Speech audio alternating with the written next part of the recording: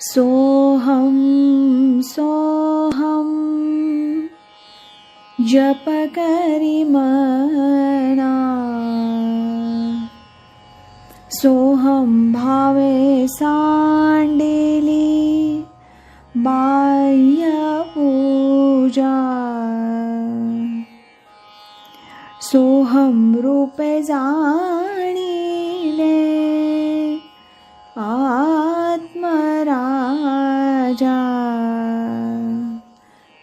सोहम शब्दे देखिले त्या गुरुसी,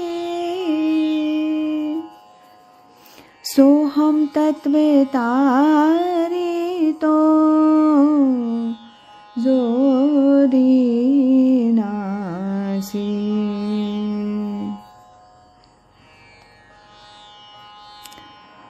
आज ऐकूया परमपूज्य श्री गजानन महाराज गुप्ते यांच्या आत्मप्रभा या ग्रंथातील महाराजांनी मुमुक्षूंना दिलेला पहिला संदेश, त्याचा भाग दुसरा.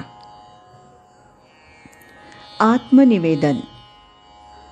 खरोखर पाहू गेल्यास मी कोणीतरी विद्वान अगर ज्ञानी आहे असं मुळीच नाही.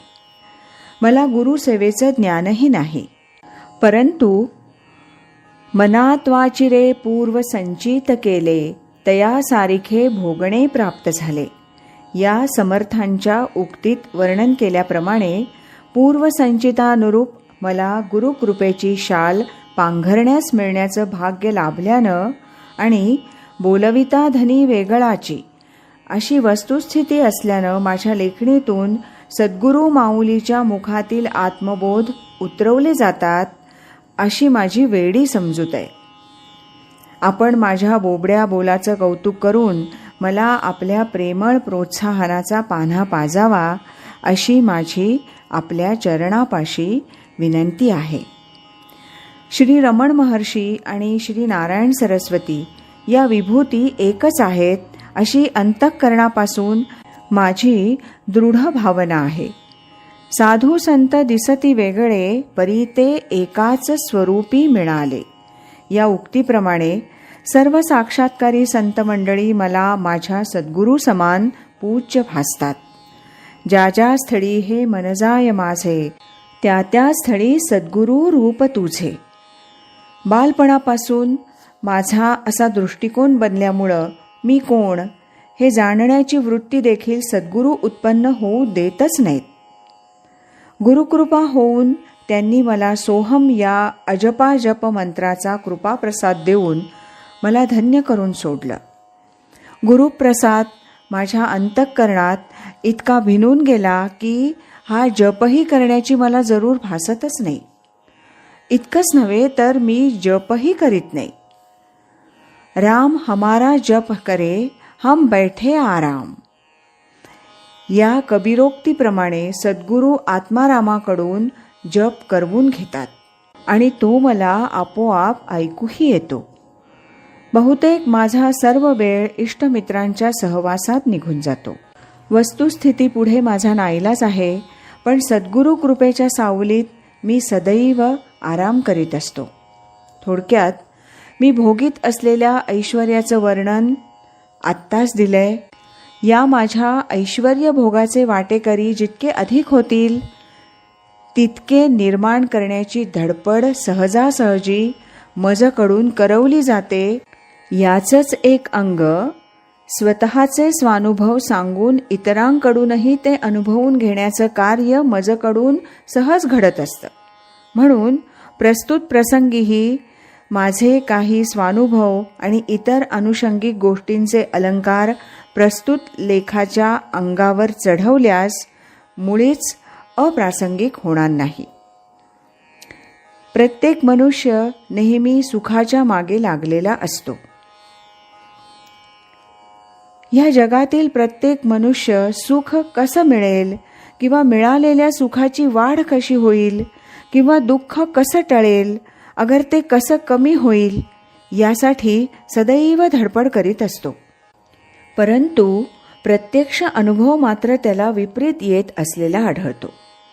कोणत्या ना कोणत्या गोष्टीची कमतरता पडल्यानं तो सदैव दुःखात बुडून जातो. प्रथमतः वाटणारी सुख पुढे दुःखास कारणीभूत होतात. दुःख कमी न होता उलट ते सारखं वाढतच असतं.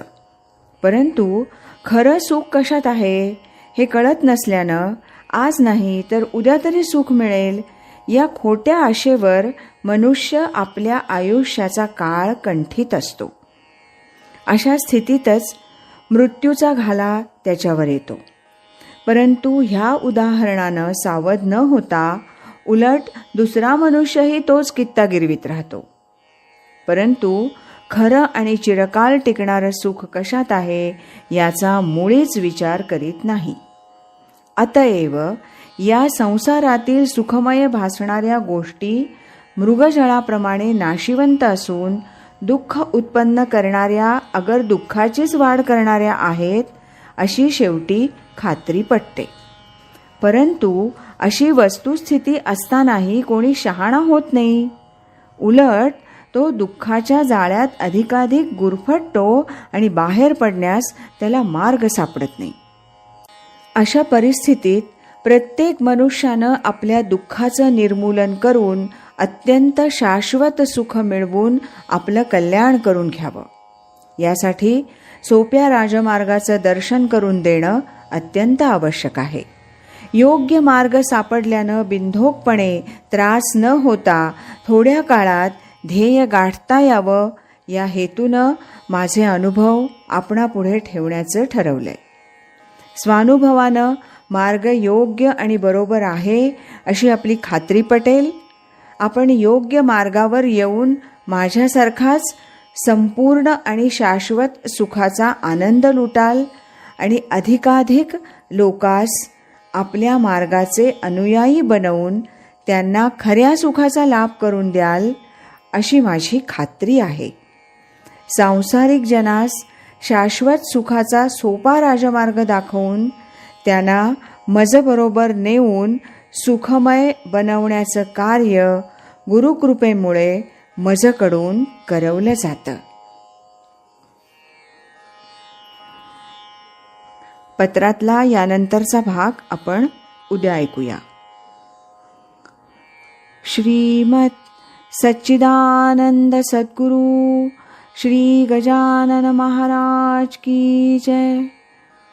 श्रीमत सच्चिदानंद सद्गुरु श्री स्वामी स्वरूपानंद महाराज की जय. हरि ओम तत्सत.